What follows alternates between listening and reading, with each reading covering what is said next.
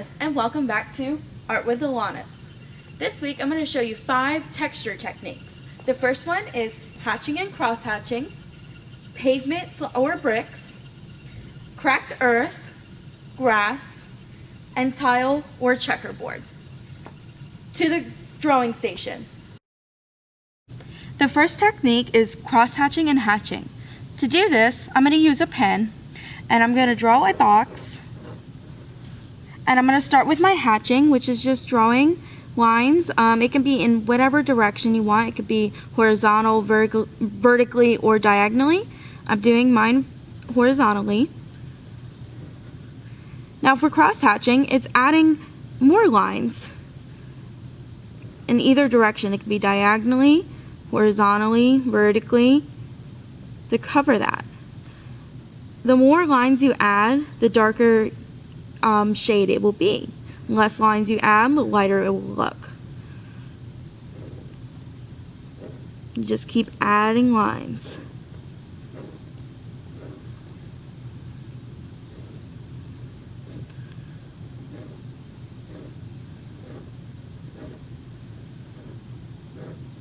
Like that. This technique is perfect for creating cartoon type figures. The next technique is your brick or your pavement. I'm using a black crayon to create it. To do it, you're going to draw a rectangle to start off.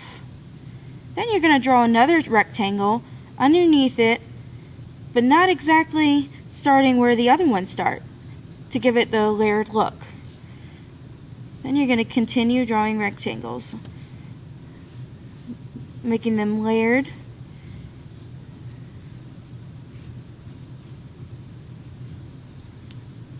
Whoops.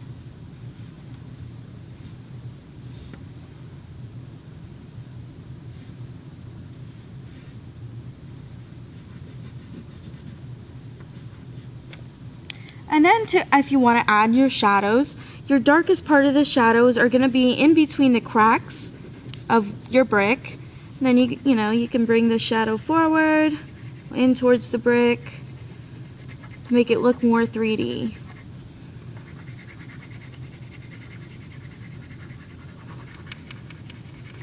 It also depends on if you're doing this from a still life, where your light is actually hitting the bricks.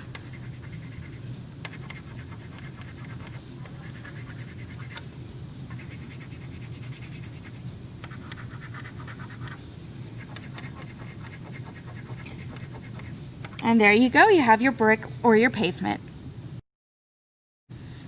The next one is your cracked earth. This is perfect for, well, obviously cracked earth, or if you have dried up dirt, because dried up dirt has cracks in it. So this is a perfect technique for something like that. To do this, you're just going to draw some squiggly lines. And they don't have to be perfect. And if you want to add cracks in it, draw lines off of the other ones, like that. Layer them on.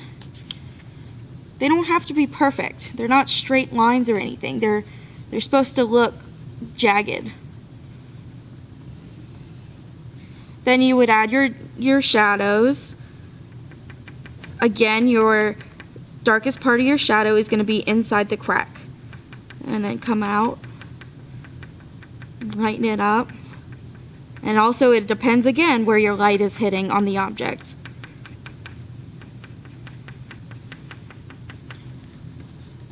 Now here's a really cool example of the cracked earth made by a remix staff, Leela. That means if you can do it, if she can do it, you can do it.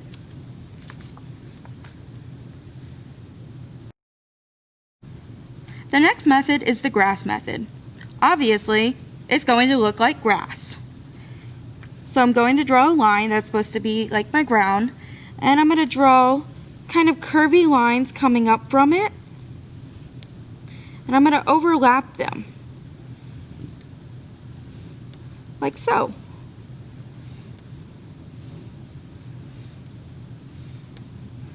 Now if you want to make the grass like wind is blowing on it, you would curve it this way.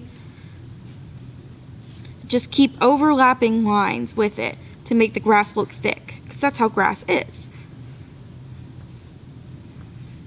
And then you have your grass. The next method is your tile or your checkerboard. This is perfect for creating tile on your floor in your kitchen or wherever in your house, your bathroom, or a checkerboard. To do this, you're going to start off with drawing 2 lines parallel to each other. Go ahead and block it off if you want.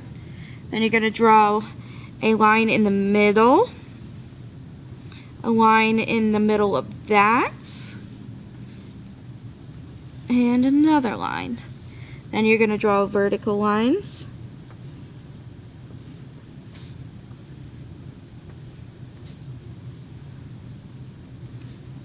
What's really cool about this, I mean, if you're copying from still life, you're obviously going to have to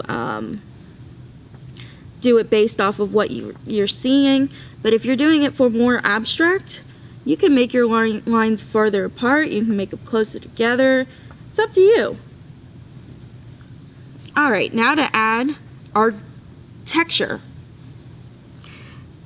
Going to start off with drawing one of the squares black.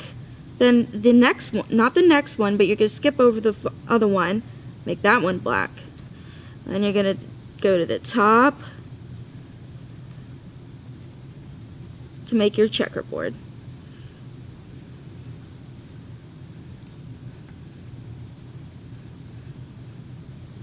It will look like something like this.